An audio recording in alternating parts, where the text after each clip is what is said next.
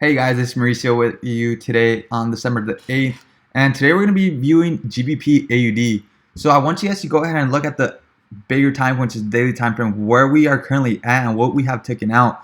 So as we go ahead and view this chart itself, we'll be able to see that the market has taken out these equal lows, these equal highs, had created distribution, and currently we are at a up thrust after distribution. So what can we expect on the up thrust after distribution on the bigger time frame?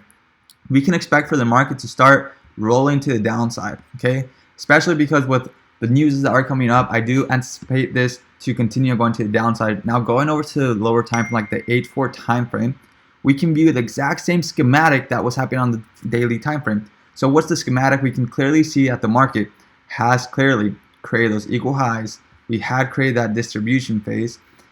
But as you can see, this distribution phase, what did we create right here? We created equal highs on the distribution phase, so therefore we created an up thrust after distribution.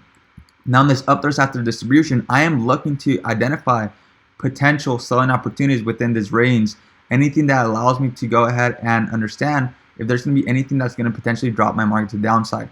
So what is it that I'm going to go ahead and do? I'm going to go ahead and go to lower time frames, okay, and view what I can find. But for now, we need to go ahead and get closer to the market and see this more in detail. So I'm going to go ahead and erase all this real quick and show you a little bit more in detail. So what has created over here? We took out these equal highs. We can clearly see that we took out these equal highs by a great impulse to the upside. Now, on that impulse, we have some rejection, and we can clearly see on this area over here, we have some wicks, right? Some wicks of exhaustion. These wicks of exhaustion are telling me that the market can no longer push to the upside and is now trying to push to the downside. So we're pushing the market to the downside more and more. And this was clearly identified by what? This was identified by this push right here of this candle. So we have a big momentum push. Now, what did we see when the market opened? We opened with a great gap right here. Okay, we opened with a gap, and that right here is the price clearly jumped through and went to the upside. But what did I expect for the market to do? To go ahead and fill in this gap so it can continue going to the downside.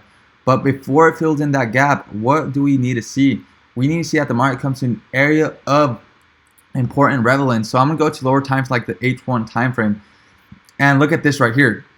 So as you can see on the H1 time frame, we clearly have a point of interest right over here. So this point of interest, I'm taking a lot of outlook into this. I'm gonna see what's happening within this region, which is gonna be this whole region right here. So I'm gonna go ahead and look into this region right here to look for potential selling opportunities. Now, what is gonna go ahead and confirm my selling opportunities? My selling opportunities is gonna confirm on the lower times like the M15, the N5, and so on. But for now, what would be a stop loss zone? Stop loss zone would be all the way above here, above those highs. Okay, do I expect the market going that higher? Not really. So I do expect the market to continue on going to the downside now. And to get that perfect entry, you want to go to lower times like the M5 or the M15 and look at this right here. Okay, now that we went to M5, what do we see right here? We see that the market had created these equal highs, was taken out by a spring, and is clearly now at this moment testing that spring, which is right here at this one level. And I like to go ahead and round my levels to round numbers. So 92400. This 92400, I'm gonna go ahead and leave it right there. And this right here would be a whole region for me to go ahead and look for trading positions to the downside. Okay, we'll see how it reacts in this region, but I do expect for it to now start dropping on GBP AUD. But do remember that we have this whole zone from 1.9 to 600. I'm gonna go ahead and round this up to 2.600. There we go. So we have this whole zone to look for selling opportunities, so that way the market can go to the downside. Where to? Well, let's go ahead and see what areas we can go into. We have this whole region of imbalance. So this imbalance region is going to be an area where I'm going to take a lot of interest to potentially look for my take profit target.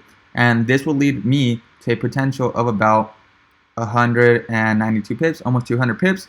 But from the second entry level would be about 200 pips. So with that said, hope you guys enjoyed today's session. A little quick recap with GBP AUD and what is that I am expecting for this week. So if you guys want to see any other videos, anything specific when it comes to covering any other topics, go ahead and like, subscribe, and let me know in the comments below, and I will do so. Thank you guys for joining on today's session.